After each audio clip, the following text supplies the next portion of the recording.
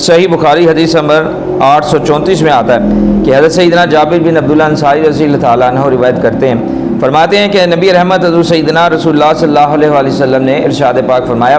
कि मुझको 5 ऐसी चीज़ें अता फरमाई गई हैं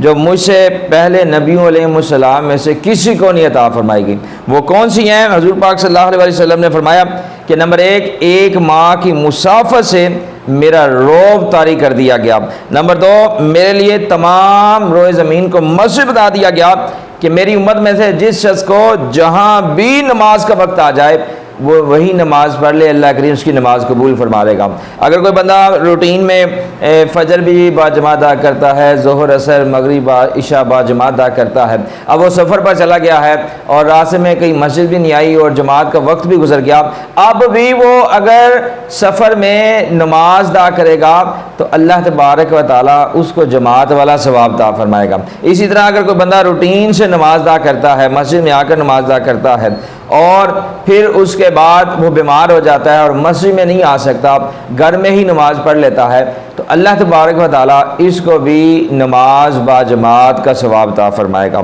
तो हुज़ूर पाक सल्लल्लाहु अलैहि वसल्लम ने फरमाया कि अल्लाह तबारक व तआला ने मेरे लिए तमाम रोए ज़मीन को मस्जिद बना दिया कि जहाँ पर हुज़ूर पाक सल्लल्लाहु अलैहि वसल्लम का उम्मती जाए और देखे कि नमाज का वक्त हो गया, मस्जिद करीब नहीं है, तो साफ जगह देकर वही नमाज पढ़ ले, अल्लाह करीम उसकी नमाज कबूल फरमा लेगा। आगे हुज़ूर पाक सल्लल्लाहु अलैहि वसल्लम ने फरमाया मेरे लिए माल गनीमत को हलाल कर दिया गया और पहले नबी अलैहिस्सलाम एक मखसूस कौम की तरफ भेजे जाते थे और मैं तमाम लोगों की तरफ मबूस किया गया हूँ। और आगे हुज़ूर पाक सल्लल्लाहु अलैहि वसल्लम ने फरमाया कि मुझे शफ़ाअत अता फरमाई गई है।